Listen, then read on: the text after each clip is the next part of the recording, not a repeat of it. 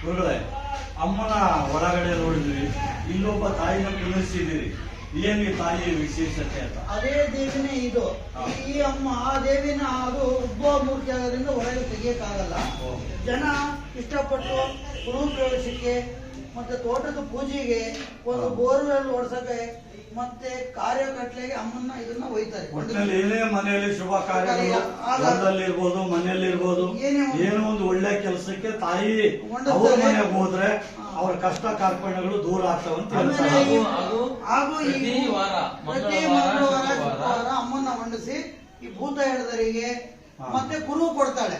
ಮನಸ್ಸಲ್ಲಿ ನೀವು ಏನೇ ಮಾಡಿಕೆಂದಿದ್ರು, ಎರಡು ವಸ್ತುವನ್ನು ಮಾಡಿಕೆ ಇದ್ದಾಗ ಅಮ್ಮ ನೀನು ಏನು ವಸ್ತು ಮಾಡಿದೆಯಲ್ಲ ಆ ವಸ್ತು ಹೊಂದಿಸಿದಾಗ ಅಮ್ಮ ಅದನ್ನ ನಿಮ್ಮನ್ನ ಕರ್ಕೊಂಡು ಹೋಗಿ ಅದನ್ನ ತೋರಿಸ್ತಾರೆ. ಅದನ್ನ ಕುರು ಅಂತಾರೆ. ಅಂದ್ರೆ ಸ್ವಲ್ಪ ಹೆಂಗೆ ಅಂತ ಬಿಡಿಸಿ ಹೇಳ್ರಿ ಉದಾಹರಣೆ. ಯಾವ ತರ ಅಂತಂದ್ರೆ, ಈಗ ಒಂದ್ ಯಾವ್ದೇ ಒಂದ್ ಮದುವೆ ವಿಚಾರ ಆಗಿರ್ಲಿ, ಒಂದ್ ಕಾರ್ ತಗೊಳ್ಳಾಗಿರ್ಲಿ, ಅಥವಾ ಮನೆ ಯಾರೋ ಮಾಟ ಮಂತ್ರ ಮಾಡ್ಸಿದಾರೆ ಅಂತ ತಿಳ್ಕೊಳ್ಳೋ ವಿಷಯ ಇರ್ತದಲ್ಲ ಆಗ್ಲಿ, ಮತ್ತೆ ಕಷ್ಟ ನಮ್ಗೆ ಯಾಕೆ ಬರ್ತೈತೆ ಅಂತ ಕೇಳೋ ವಿಚಾರದಾಗಿರ್ಲಿ, ಅಮ್ಮನವರು ಪ್ರತಿ ಮಂಗಳವಾರ ಪ್ರತಿ ಶುಕ್ರವಾರ ಭಕ್ತರಿಗೋಸ್ಕರ ಅಮ್ಮ ಹೊರಗಡೆ ಬರ್ತಾರೆ. ಬಂದಾಗ ಆ ಭಕ್ತರು ಮನಸ್ಸಲ್ಲೇ ಯಾರಿಗೂ ಬಾಯಿ ಬಿಟ್ಟು ಹೇಳಾಗಿಲ್ಲ, ಅವ್ರ ಮನಸ್ಸಲ್ಲೇ ಬೆಳ್ಕೋಬೇಕು. ಅಮ್ಮ ಇದನ್ನ ಈ ವಸ್ತು ಮುಟ್ಟಿದ್ರೆ ಇದು ಬೇಕು ಅಂದ್ರೆ ಈ ವಸ್ತು ಮುಟ್ರಿ, ಬೇಡ ಮಗನೆ ಅದು ಬೇಡ ಅಂದ್ರೆ ಈ ವಸ್ತು ಮುಟ್ರಿ ಅಂತ ಹೇಳಿ,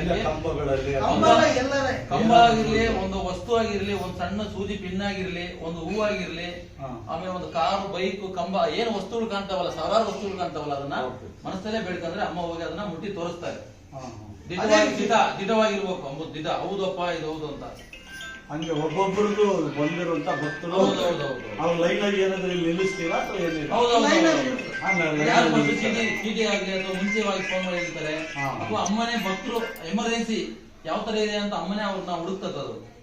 ಅಮ್ಮನೇ ಹುಡುಕತ್ತೆ, ಯಾವ್ದು ಇದು ಕರ್ಕೊಂತಾಳೆ, ಅರ್ಜೆಂಟ್ ಇದೆ ಇರುದಂತ ಅಮ್ಮನೇ ಮೈ ಮೇಲೆ ಬಂದು ಹೇಳ್ತಾ ಅವ್ರು ಹಿಂದೆ ಕೂತ್ಕೊಳ್ಳಿ ಮುಂದೆ ಕೂತ್ಕೊಳ್ಳಿ, ನೀನ್ ಫಸ್ಟ್ ನೀನ್ ಹೇಳಂತ ಕೇಳ್ತಾರೆ. ಸಮಸ್ಯೆ ಮೇಲೆ ಡಿಪೆಂಡ್ ಆಗುತ್ತೆ ಅಮ್ಮ ಬಂದು ನೀವ್ ಹೇಳಿದ್ರಿ ಅಂತ ಹೇಳಿ. ಈಗ ಗುರುಗಳೇ, ಈಗ ಈ ಅಮ್ಮನ ಒಂದು ಸನ್ನಿಧಾನಕ್ಕೆ ಬರ್ಬೇಕಾದ್ರೆ ಬೇರೆ ಬೇರೆ ಸ್ಥಳಗಳಿಂದ ಯಾವ್ಯಾವ ಊರಿಂದ